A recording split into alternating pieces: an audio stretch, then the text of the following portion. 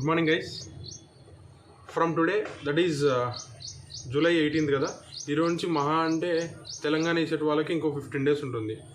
So we decided not to sell our crash course to Telangana ECET aspirants.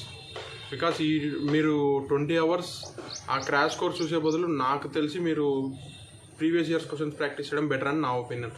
So ఇప్పుడు మేము money చూసుకోకూడదు.